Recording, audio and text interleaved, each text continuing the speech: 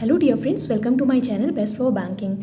सो इस वीडियो में मैं सेल्फ गिवन एनालिसिस दूंगी आपको कि एग्ज़ाम का लेवल कैसा था और मेरा किस शिफ्ट में था और क्या क्या चीज़ें पूछी गई थी। सबसे पहले मेरी जो शिफ्ट थी आज वो 4th शिफ्ट थी और जो सबसे पहले सेक्शन ओपन हुआ था वो रीजनिंग का हुआ था। रीजनिंग में क्या क्या आया था मैं आपको बता देती हूँ। कोडिंग डिकोडिंग थी, ऑर्डर एंड रैंकिंग थी, सिलॉक से क्वेश्चंस थे, मंथ बेस्ड पजल आई थी और वेरिएबल बेस्ड 2 पजल देखने को मिली और स्क्वायर में इन आउट वाली पजल आई थी जिसमें मिड पे बैठने वाले इनसाइड देख रहे थे और कॉर्नर पे बैठे आउटसाइड देख रहे थे। और एक क्वेश्चन देखने को मिला ऑड वन आउट से, एक पेयर फॉर्मेशन से था और ये पूरा ओवरऑल रीजनिंग का था। रीजनिंग मुझे ईजियर साइड पे लगी, इजी टू मॉडरेट आप बोल सकते हो, क्योंकि एक पजल में मैं स्टक हो गई और मेरे 5 नंबर मिस हो गए। तो जो मेरा ओवरऑल अटेम्प्ट था वो रीजनिंग में 27 क्वेश्चंस अटेम्प्ट किए मैंने।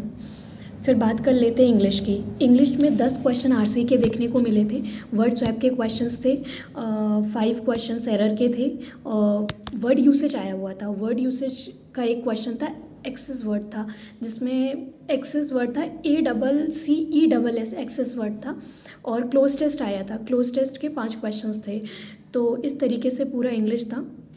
इंग्लिश बोल सकते हैं इजी टू मॉडरेट लेवल मुझे लगी, जिसमें से एरर के क्वेश्चंस, अगर एरर में मुझे प्रॉब्लम हो रही थी, एरर मैंने छोड़ भी दिया है, वर्ड यूसेज मैंने अटेम्प्ट नहीं किया है। तो जो मैंने टोटल अटेम्प्ट किए हैं वो 18 क्वेश्चंस ही अटेम्प्ट किए हैं इंग्लिश में।